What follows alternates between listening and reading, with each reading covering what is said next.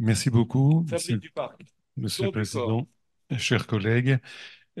Beaucoup d'éléments de réponse ont déjà été apportés dans les interventions précédentes. Je vais revenir sur la place actuelle, puis l'avenir du don du corps, l'avenir du don du corps dans la simulation pour la formation des opérateurs, et je finirai par des points précis sur les nouveaux aspects législatifs de cette activité du don du corps. L'avenir du don du corps, à Rouen, nous sommes totalement saturés, puisqu'il n'y a malheureusement plus de laboratoire universitaire d'anatomie en Île-de-France. Nous recevons beaucoup de corps d'Île-de-France. Nous avons le recrutement régional aussi, mais je vais prendre un chiffre. Ce ne sont pas les corps reçus, ce sont les déclarations de dons de corps qui ont doublé. L'année dernière, en juin 2023, nous avions le même total qu'à la fin de 2022. On a plus de 100% d'augmentation. Ce ne sont pas des dons de corps qui viennent de très loin, puisqu'on a vérifié, ça concerne une origine géographique. Donc le don du corps, actuellement, garde toute sa place et devient même de plus en plus important. Deuxième point, l'avenir, l'utilisation du don du corps à des fins d'enseignement. Trois questions. Où, qui et quand? Où ce sont les laboratoires d'anatomie essentiellement, mais de plus en plus, on l'a vu ce matin, les centres de simulation, les écoles de chirurgie qui vont avoir besoin de corps ou de pièces anatomiques à des fins d'enseignement. Qui L'utilisation des corps à des fins d'enseignement va concerner les internes de spécialité chirurgicale et médicale. On a parlé beaucoup de médecine opératoire. Nous faisons beaucoup de cours de base dans de nombreuses disciplines qui ne sont plus les disciplines chirurgicales et il y a même l'imagerie qui s'intéresse de plus en plus à l'anatomie et c'est tant mieux. Pour les chirurgiens et les praticiens spécialistes, nous faisons des séances de niveau de spécialistes, avec un exemple ici, la chirurgie intrapétreuse pour nos collègues d'ORL, de plus en plus aussi pour des praticiens hyper spécialistes, comme nos collègues de chirurgie de la main, qui, pour certains, font des journées entières de chirurgie des lambeaux dans la reconstruction de la main. Et un élément très important, très récent, c'est la formation d'équipe chirurgicale, la formation de chirurgiens avec les iBods, avec toute l'équipe entière, ce qui est une nouvelle démarche et certainement très prometteuse. Je reviens juste sur cette phrase que je laissais en bas. En fait, effectivement, ça a déjà été dit, on pourrait garder que le jamais, parce que s'il n'y a pas de première fois, il n'y aura jamais d'intervention. Et donc, le principe de jamais la première fois chez le patient garde toute sa valeur, mais la première fois sera donc d'autant plus valable et confraternelle et professionnelle si l'opérateur a été parfaitement bien formé et validé. Bon.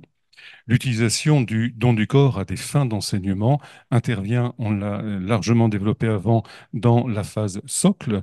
C'est, pour reprendre un point de vue de rugbyman, la phase des fondamentaux sur lesquels on revient toujours dès qu'on a des difficultés. C'est l'acquisition des compétences techniques. C'est l'acquisition de base d'un interne de chirurgie. Et maintenant, quand nous parlons à des internes de première année, ils se présentent comme internes d'orthopédie, internes d'ORL, internes de neurochirurgie. On ne les entend plus se présenter comme internes de chirurgie. Ça nécessite une validation. Patrick Baquet a parlé d'accréditation, on a parlé aussi d'évaluation, et ça, c'est un point important qui peut être un point de conflit avec les internes, avec les représentants de la discipline, lorsqu'effectivement, on nous demande de valider une compétence anatomique que l'interne n'a pas. Pour vous le dire, pour avoir testé les internes de phase socle pendant 4 ans, il y avait 25% des internes de chirurgie abdominale, urologique ou gynécologique qui n'avait aucune notion du système lymphatique, qui était capable de dire pourquoi on examine le creux supraclaviculaire gauche quand on examine un abdomen ou un petit bassin. L'apprentissage de spécialité, c'est la suite, la phase de consolidation. Là encore, c'est l'acquisition de compétences techniques et ça nécessite une validation. Nous avons pris un peu de recul vis-à-vis de tous les supports informatiques. Je ne parle pas des modèles de simulation. Les supports informatiques, il est hors de question de former des internes Wikipédia. Ça, c'est de l'information, c'est pas de la compétence et il nous faut valider des compétences. Plus loin, nous continuons aussi au sein du Labo d'Anat et avec le Medical Training Center dans la formation professionnelle continue. Là encore, c'est l'acquisition et l'entretien et la maîtrise de nouvelles compétences techniques. Et là encore, ça nécessite une étape de validation.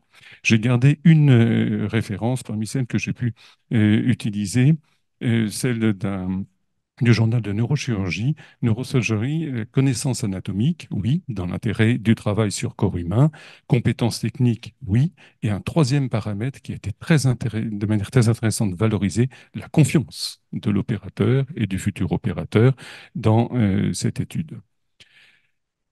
Dernière partie, des aspects législatifs actuels. Le décret du 27 avril 2022 relatif au don du corps et donc à l'autorisation de fonctionnement pour le don du corps à des fins d'enseignement médical et de recherche a créé et structuré des centres de don du corps. Avant, c'était des laboratoires universitaires. Ce don du corps libre, anonyme et gratuit, avec une commercialisation interdite à la fois du corps ou des pièces anatomiques, sous la direction d'un directeur de centre du don du corps qui rencontre directement son doyen, à son président d'université. Donc, c'est un système maintenant très structuré. Dans cette loi, un peu complexe, il faut le dire, j'ai retenu un deuxième point, c'est la création du comité éthique, scientifique et pédagogique, le CESP. C'est important, toutes nos activités sont soumises à l'approbation de ce comité éthique et pédagogique. Ça va faire plaisir à Olivier Jardet. Ça me fait penser dans cette démarche d'enseignement à la démarche de la recherche et l'application des lois Jardet avec une validation éthique systématique. Bien sûr, ça a un aspect, un impact important sur les activités de formation des opérateurs par simulation sur coordonnées à la science. J'ai mis cette locution en gras. On ne parle plus de cadavres, c'est pas de la sémantique, ça fait partie de l'éthique et du respect donné aux personnes qui ont fait don de ce corps. Tous les projets doivent donc être soumis au comité d'éthique. C'est important, c'est exactement comme pour la mise en place d'un protocole de recherche.